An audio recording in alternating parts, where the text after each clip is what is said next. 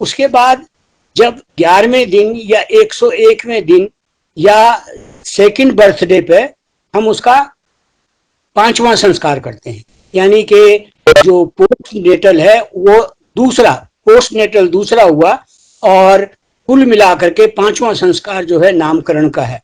क्योंकि अगर हम किसी को बिना नाम के बोलें तो उसका आभास कुछ ठीक नहीं होता। बिना संज्ञा के, बिना नाउन के नाम जो है वो जो भी उच्चारण है वो परसेप्चुअल है, वो प्रत्ययात्मक है, वो निर्विकल्पक है। लेकिन अगर संज्ञा के साथ हो तो वो क्रियात्मक है, वो व्यवहारात्मक है, वो सविकल्पक है, कंसेप्चुअल है। क्योंकि हम ये सदैव चाहते हैं कि श्रेष्ठ को श्रेष्ठतर बनाए, श्रेष्ठतर को श्रेष्ठतम बनाए, उच्च को उच्चतर बनाए और उच्चतर को उच्चतम बनाए। ये निर्माण करना बहुत आवश्यक है, और इस लक्ष्य की पूर्ति के लिए, इस उद्देश्य को पूर्ण करने के लिए जो भी नाम बच्चे का हम रखें वो प्रेरक नाम होना चाहिए। कि हमारी संस्कृति कहती है यत मनसा मनुते तत् वाचा वदति, यत वाचा वदति तत् कर्मणा करोति। जो शब्द है ये मन और कर्म इन दोनों के बीच की वस्तु है। यानी पहले हम मन में कुछ सोचते हैं, फिर शब्द से उसको व्यक्त करते हैं, और फिर उन शब्दों को कर्म में परिवर्तित करते हैं। तो इसका अभिप्राय ये हुआ कि मन और कर्म इन दोनों को जोड़ने वाली अगर कोई चीज है बीच की तो वो शब्द है। शब्द है। इसलिए words are also actions and actions are a kind of words, ऐसा इमर्सन ने कहा है।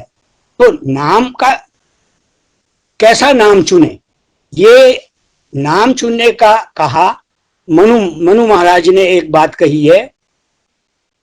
मनु जी ने लिखा, न ऋक्ष वृक्ष नदी नामनी नान्ति पर्वत नामिका, न पक्ष ही प्रेष्य नामनी न च भीषण नामिका। पेड़ के नाम पर नाम मत रखो, नदी के नाम पर नाम मत रखो, पशु के नाम पर नाम मत रखो, नक्षत्रों के नाम पर नाम मत रखो, पर्वतों के नाम पर नाम मत रखो। जैसे गंगाराम, जमुनादार, तोताराम, घसीटामल, डोरीलाल, छेदीलाल, कूड़ामल, ये नाम रखने की मनाही मनु जी ने की है। चरक कहता है तत्र अभिप्रायिकम नामः, कि जो जिसका कोई अभिप्राय हो, वो सार्थक शब्द हो, वो शब्द जिससे कि मनुष्य कुछ प्रेरणा पा सकता हो। और यहां तक कहा संयुक्त अक्षर उसमें ना हो। जैसे संयुक्त अक्षर का मतलब है जो दो अक्षर जोड़ करके एक बनता है, जैसे नवरत्न है, ऐसा नाम नहीं होना चाहिए। जो पुरुष है, बालक है, उसका युग्म नाम हो, और जो बालिका है अयुग्म, यानी इवन हो अगर लड़का हो, ऑड हो अगर लड़की हो। और आशुलायन ग्रह्य सूत्र में ये लिखा है कि दो नाम होने चाहिए। आशुलायन कहते हैं अभिवादनीयम च समीक्षेत तन माता पितरः निदध्याताम उपनयनात्, यानी एक उसको राशि नाम दो। राशि नाम जिसको आज आप निक नेम कहते हैं, निक नेम दो। आज निक नेम तो जो देते हैं वो बंटू, बंटू, संटू ऐसे नाम देते हैं, वो निक नेम भी ऐसे नहीं देने। कहते ऐसा नाम रखो जो केवल उपनयन संस्कार तक प्रयोग में लाया जाए, ऐसा आशुलायन कहते हैं। और चरक कहते हैं कुमारस्य पिता द्वय नामनी कार्येद नाक्षत्रिकम नाम अभिप्रायिकम च, कि जन्म के समय नक्षत्र, मुहूर्त, घटी इत्यादि को जो बताए, या तो ऐसा नाम रखो जिसको आप निक नेम कहते हैं, यानी पहला नाम कहते हैं, और दूसरा नाम वो हो जो जीवन के अभिप्राय को बता सकता हो।